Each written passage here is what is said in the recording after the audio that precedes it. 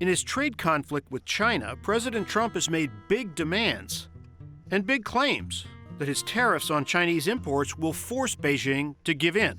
I think we will make a deal with China. I really think they want to. I think they sort of have to.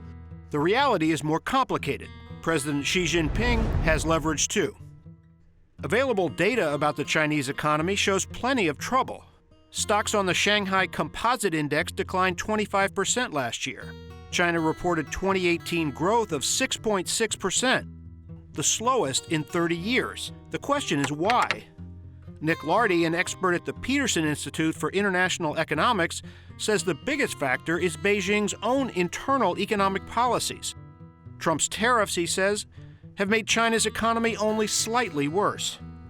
But the tariffs have also hurt America's economy. Wall Street has grown jittery. U.S. growth is slowing. And unlike Xi Jinping, whose term is unlimited, Trump faces voters next year.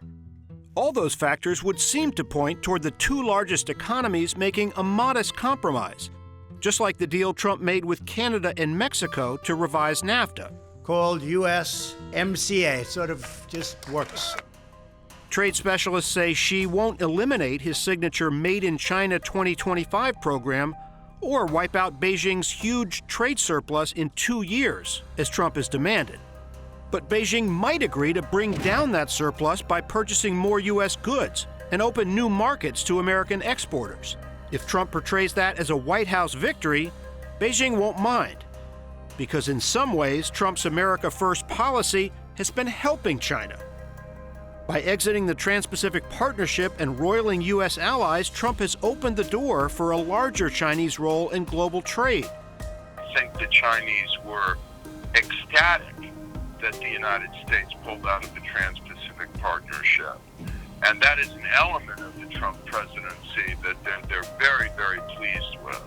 And they are taking advantage of it. They want to create a regional economic trading system that revolves around China and not one in which the U.S. is involved, much less a major player.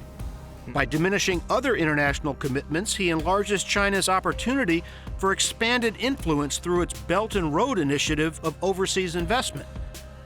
It's planned as one of the largest and most comprehensive development projects in human history. They are relentlessly seeking control of ports and raw materials flows all over Africa. I mean, it is such a nakedly neo-colonial strategy. And by downplaying human rights, Trump has relieved a non-economic source of American pressure on the authoritarian Chinese regime.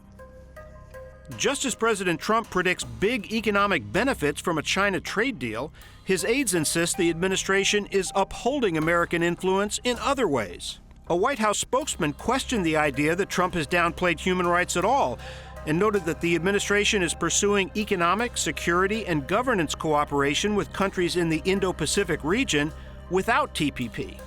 In addition to trade, Vice President Pence said recently that cooperation includes infrastructure projects better than the unsustainable, poor quality kind in China's Belt and Road Initiative. Know that the United States offers a better option. We don't drown our partners in sea of debt. We don't coerce or compromise your independence. The United States deals openly and fairly. We do not offer a constricting belt or a one-way road. When you partner with us, we partner with you, and we all prosper. Even if the Trump administration can reach a bilateral trade deal with China, experts like Larry Diamond worry that Beijing's broader effort to expand its global power may work at the expense of America and the Western world.